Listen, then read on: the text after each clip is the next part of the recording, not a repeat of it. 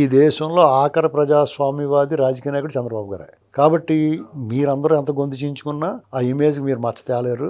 మొన్న పార్టీ ఆఫీసులో ఒక ఆవిడని దళితురాలు ఎవరో పాపం ఆవిడ కాలు దొక్కేసి గొడవ పెట్టేసుకుని కొట్టేసి వాళ్ళు పైగా వాళ్ళ పార్టీ నుంచి అన్ని రకాల గ్రూపులని తొలగించేస్తే సూసైడ్ చేసుకోవడానికి సిద్ధమైపోయింది. వాళ్ళు కనీసం పరామర్శించి కూడా ఉండడం, కానీ వీళ్ళు మాత్రం నెత్తిమే చేయటి చెప్తాడు. ఉప్మా చట్టం అని పదే పదే కొడాలి నాని అంటే అంబటి రాంబాబు సమర్థిస్తూ అంటాం మేమింతే, మా రాజకీయం ఇంతే. 26 జూన్ 12 తర్వాత వీళ్ళందరికీ బ్యాండ్ బాజా ఉంటుందని చెప్పాను నేను. అది అమలు అవుద్ది. ఇప్పుడు వీళ్ళే కోరి తలకాయ అందులో పెడుతున్నారు.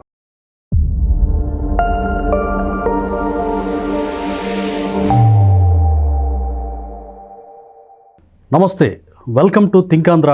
నేను మీ మాణిక్. ప్రశ్న రావణ్ ఈ మధ్యకాలంలో సోషల్ మీడియాలో ఆయన గురించి చాలా విస్తృతంగా వార్తల్లో వస్తూ ఉంది. అలాగే ఈరోజు తాజాగా ఆయన ఇంట్లో ఏపీ పోలీసులు విస్తృతంగా తనిఖీలు అయితే నిర్వహిస్తున్నారు. ఆయన టీంలో ఒక మహిళ కూడా ఉంది, గమన అనేటువంటి మహిళ. ఆ మహిళ కూడా కీలకంగా మరి జగన్మోహన్ రెడ్డి ఎయిర్పోర్ట్లో ఉండగా ఆయన కలవడానికి వెళ్ళింది.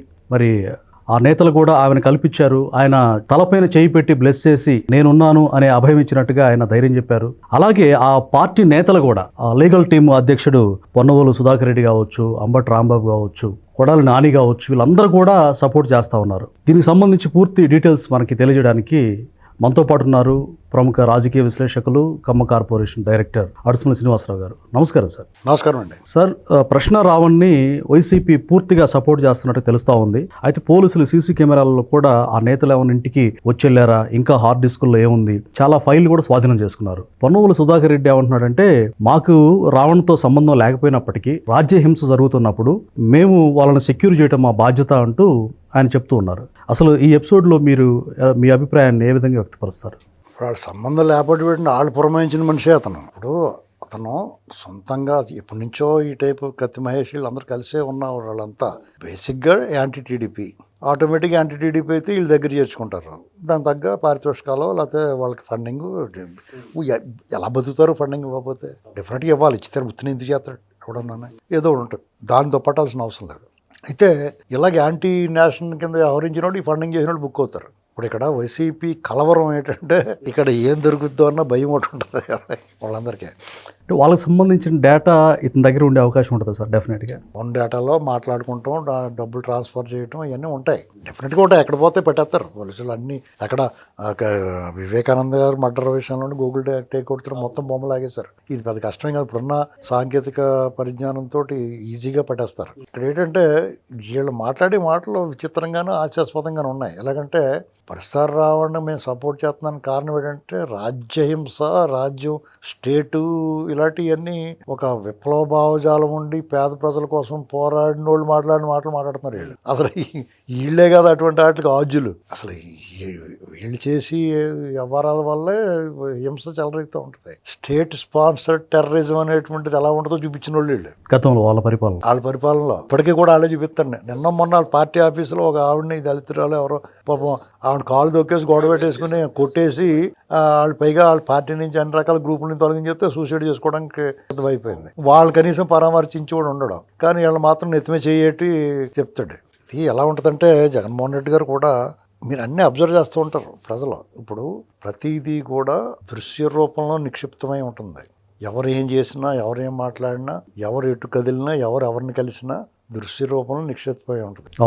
దాన్ని ఇప్పుడు ఒకళ్ళతో కలిసినప్పుడు సందర్భాన్ని మనం అన్నిటికీ అన్వయించాల్సిన అవసరం లేదు. వాళ్ళ వ్యక్తిత్వాన్ని బట్టి మనం అంచనా వేసుకోవాలి. ఇప్పుడు ఇక్కడ వైసీపీ వాళ్ళు రావణ్ దగ్గరికి సపోర్ట్ చేస్తున్నారంటే రావణ్ని చాలా మంది సపోర్ట్ చేస్తున్నారు ఈ చట్టం గురించి. ఈ చట్టం అతని మీద ప్రయోగించకూడదని సిపిఐ వామపక్షాల్లో లేకపోతే అనేక పార్టీలన్నీ కలిపి రౌండ్ టేబుల్ సమావేశం పెట్టుకుని ఈ చట్టం అనేటువంటిది కరెక్ట్ కాదు, అప్రజాస్వామికం, ఈ చట్టాన్ని ప్రయోగించకూడదని చెప్పారు. అందులో రకరకాల వ్యక్తులు పాల్గొన్నారు. నల్లమోతు చక్రవర్తి అనే ఆయన వామపక్ష భావజాలను మేము కూడా యాంటీనండి, కానీ ఆయన మీద ఉపా చట్టం ప్రయోగించడానికి సమంజసం కాదు అని చెప్పారు. అదే ఏబి వెంకటేశ్వర గారు, నల్లమోతు చక్రవర్తి ఇలాంటి వాళ్ళందరూ అక్కడికి వెళ్ళారు. ఇప్పుడు అందులో పాల్గొనడం ఎవరు తప్పట్టకూడదండి. ఇప్పుడు టీడీపీ శ్రేణులు కూడా ఆలోచించుకోవాలి. ఇప్పుడు ప్రతి వాళ్ళని మనం ఈ రకంగా ట్రోల్ చేయాల్సిన అవసరం లేదు. అయితే ఇక్కడ ఏబి వెంకటేశ్వర గారు దానికి చాలా క్లియర్గా సమాధానం చెప్పారు. చాలామంది అంటే సహజంగానే టీడీపీ సానుభూతి పౌరులకి ఏబి వెంకటేశ్వర గారి మీద చాలా ప్రేమ ఉంటుంది, అభిమానం ఉంటుంది. కరెక్ట్. ఆయన నిరాదరణకు గురయ్యాడు అనేటువంటి ఆలోచన ఉంది అందరికీ. అయితే ఇక్కడ ఇటీవల కాలంలో ఆయన కానీ చక్రవర్తి గారు కానీ మాట్లాడే మాటలు వీడియోలు అందరూ రెగ్యులర్గా చూస్తూ ఉంటారు. చూసినప్పుడు కొంచెం ప్రభుత్వానికి వ్యతిరేకంగా ఉన్నాయి, అందులో కొన్ని వాస్తవాలు ఉంటాయి. డెఫినెట్గా వాస్తవాలు అంటే మనం మాట్లాడతాం అవన్నీ. కొన్ని ఏమో భయపెట్టేలా ఉంటాయి. వాస్తవాన్ని విషయాన్ని ఇంకా పెద్ద చేసి చూపించడం అంటే రంధ్రాన్వేషణ చేసినట్టుగా ఉంటుంది. కొన్ని విషయాలు వాస్తవమే, అది సామాన్య ప్రజలకు అవసరం లేని విషయాలు కొన్ని ఉంటాయి వాళ్ళు మాట్లాడేది. అయితే ఇక్కడ ఈ విషయానికి వచ్చేటప్పటికి ఏబి వెంకటేశ్వరరావు గారు కానీ ఎవరిదన్నా కానీ ఒక సమావేశంలో కానీ లేదా ఒక ఫంక్షన్లో కానీ ఎవరన్నా కలిసినప్పుడు ఒక ఫోటోలో చూసి మనం అలా అనుకోవడం కరెక్ట్ కాదు. అదొకటి ఫస్ట్. వాళ్ళని విమర్శించాల్సిన అవసరం లేదు. ఎలా విమర్శిస్తారో వాళ్ళ భావజాలను గమనించుకోవడమే. వాళ్ళ ప్రవర్తన ఎలా ఉందో దాన్ని బట్టి మనం మాట్లాడుకోవాలి తప్ప డెఫినెట్గా వాళ్ళు ప్రభుత్వానికి వ్యతిరేకంగా ఉన్నారు, అందులో అనుమానం లేదు. అది ఆ ప్రభుత్వానికి వ్యతిరేకంగా ఎంచుకున్నారు అనేటువంటిది అది వాళ్ళే చెప్పాలి. అర్థమైందంటే వాళ్ళు చెప్తున్నారు మాకు ఈ నడత సరిగ్గా లేదు, ఇలా చేసుకుంటే బాగుంటుంది, ఇలా చేయకపోతే. కానీ మీరు చెప్పినట్టు వాళ్ళు చేయరు, మీరు నేను చెప్పినట్టు ప్రభుత్వం చేయదు. వాళ్ళు ఎలా చేసుకుంటున్నారో అలా చేస్తారో మనకు కావాల్సి విమర్శించుకోవచ్చు. ఆ విమర్శకు ఎవరో కూడా అభ్యంతరం పెట్టట్లా. అంటే దాన్ని కదండి, ప్రభుత్వం తన పని తాను చేసుకుపోద్ది. అది మనకు నచ్చకపోతే విమర్శ చేస్తాం, అది కూడా సహేతుకమైన విమర్శ ఉండాలి. ఆ విమర్శను వాళ్ళు స్వీకరిస్తారు, లేదంటే కూడా ఇగ్నోర్ చేస్తారు. ఇప్పుడు ఈ విషయంలో కూడా అంతే. మనం ఇరిటేట్ అయిపోయి ఇరిటేట్ చేసే విధంగా మాట్లాడడం కానీ తెలుగుదేశం పార్టీ అనేటువంటి మహాసముద్రం అండి. అనేక మంది విమర్శలు వచ్చినాయి, పెద్ద పెద్ద నాయకులు పార్టీని విడిచిపెట్టి వెళ్ళిపోయారు, చాలా పార్టీని చీల్చడానికి ప్రయత్నం చేశారు. ఎన్టీ రామారావు గారిని వద్దనుకున్న పార్టీ ఇది. అర్థమైందండి. కాబట్టి మీరు మనం ఎంత గొంతు చించుకున్నా ఆ పార్టీకి ఇంటికి కూడా కూడదు. నేను ఖచ్చితంగా చెప్తున్నాను నేను. అయితే మన విమర్శ శృతి మించనంతకాలం మనకు గౌరవం ఉంటుంది.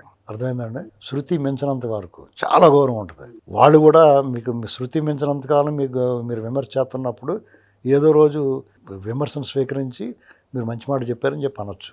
మాకు ఆ మాట అనక్కలేదు, మేము ఇలా పని చేస్తామంటే చేసుకోవచ్చు, దానికి ఎవడో అబ్జెక్ట్ చేయండి, మిమ్మల్ని ఎవరు వద్దనరు.